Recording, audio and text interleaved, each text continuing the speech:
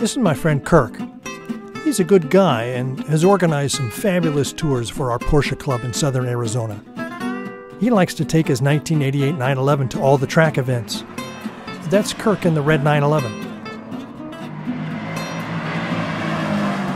Now, I don't know if Kirk considers himself a lucky guy, but this is the story of some unbelievably long odds and maybe a bit of karma thrown in that resulted in some unexpectedly good fortune.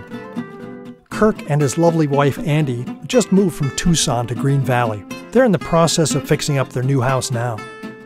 They looked at several others and actually bid on another one, but it just had a little more work than they wanted to take on. So last week they got the keys to their new home. There were some last-minute negotiations to get the price down a bit because of fixes they wanted done, but the owner hardly budged from the asking price. There was some stuff left in the front and backyard, yard ornaments and things, and some old car parts in the garage. But as the clock ran down on negotiations, the owner decided not to hassle with them, so Kirk had the contract written that any personal property left on the premises goes to the buyer. Kirk and Andy really liked the house and the location, so now it's all theirs. Now, at the time they started looking at homes, there were about 200 on the market, and they looked at a lot of them. But they chose this house with this little golf cart garage. I'll let Kirk explain what happened next. Hey there, come on in. There's not a golf cart in there, but what there is a honey hole full of found 356 parts. My wife and I just sold our home in Tucson and moved down to Green Valley, and in our hunt for this house we found this one, and we were looking at the house, and as I was looking at the house I came into the garage, and from the other side of the garage I saw, in this dimly lit little golf cart garage, two doors that looked vaguely familiar.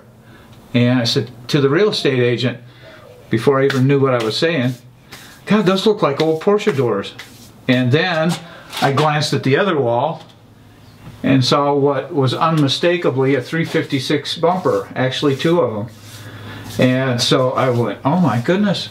And this whole floor that's cleaned up now a little bit because we're moving in was covered in boxes and piles of 356 parts.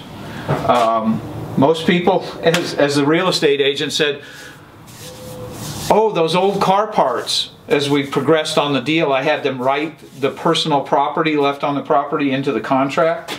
She said, oh yeah, you can have those old car parts. Nobody wants those old car parts. So as part of a negotiation, I had her write that into the contract that the personal property left on site would be mine. So once we closed, they were. No one seemed to know the value of them or what they were until I started unpacking some of these.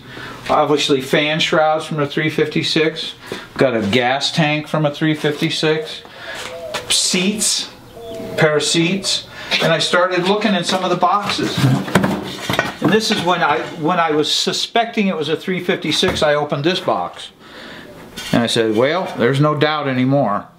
And I did not find a date code, but later on I did find a date code on something we'll look at, and I'll show you that in a minute. But all of these things those are rare.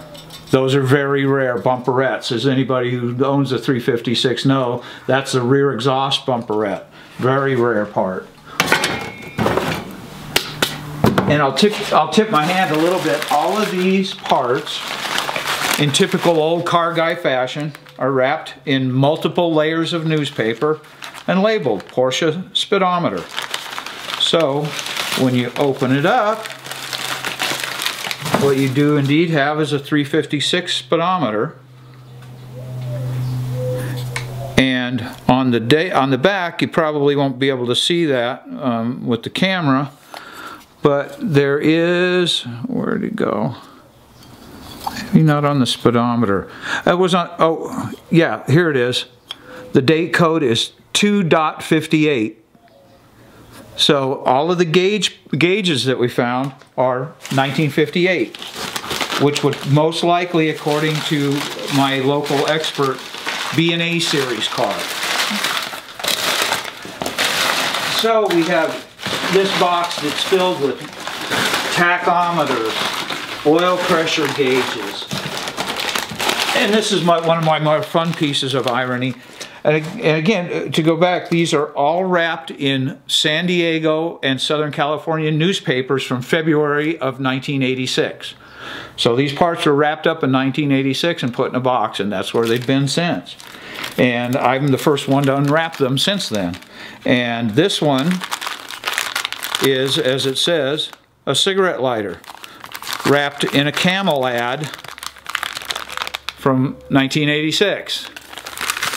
Which I thought was a little fun irony there. And inside we have a 1958 356 cigarette lighter. So being a 911 guy, I've got an 88 911.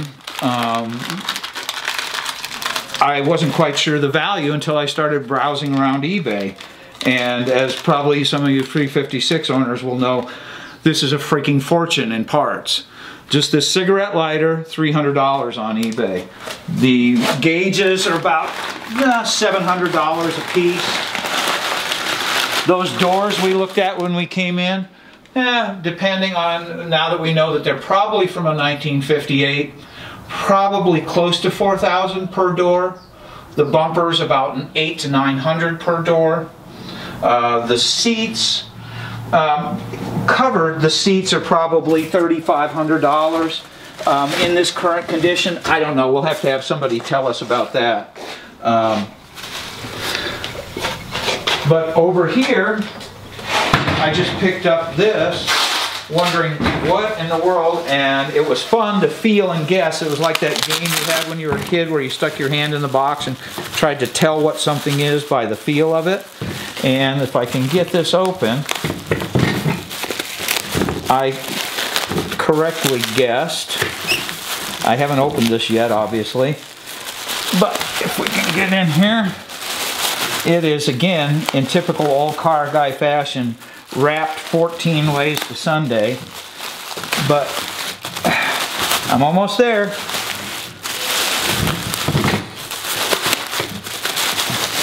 A 356 crankshaft.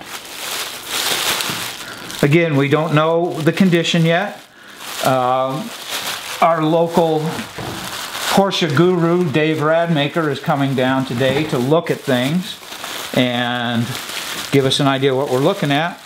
But if it is in good shape, there's another little $2,000 bag that some lucky 356 owner that has a blown crankshaft or a cracked crankshaft down the road will be the lucky recipient of this one. Because, like I said, being a 911 guy, I'm not going to try and build a car out of what I have here. There's just a little too much missing. So this is another part of the heater assembly. Headlights, there's wiring harnesses, there's shock absorbers, there's suspension parts. Oh, look at this. This is the first time I'd seen this. Porsche 356A brakes. So we are confirmed that it's an A series car that all this stuff came from. Porsche brake shoe assembly. Ooh, what's this one?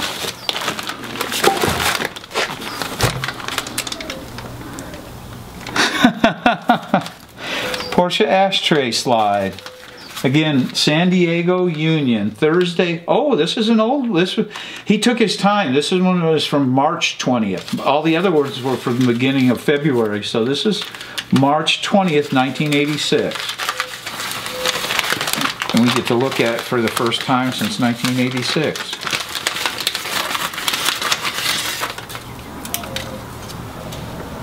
That'll be interesting. Any 356 owners out there need an ashtray slide? Give me a call. We've got a set. Yes, indeedy, Mr. Speedy. They didn't do that for very long that I know of. Ooh. Gas gauge. ascending unit from in the tank. That's it. You know, a Porsche engine case is basically two sides, and I don't have the two halves of the case, but in this box, third piece of engine case. That's what everybody just calls it, the third piece, and that's the cap for the engine casing. Isn't that incredible? I mean, what are the odds that a Porsche owner would buy this particular house with these forgotten and rare Porsche parts? And since 1986, when this stuff was wrapped up in fresh San Diego newspapers, they've appreciated like crazy in the hot market of 356 restoration. So good luck to Kirk and Andy in their new home. They've certainly had a good share of it so far.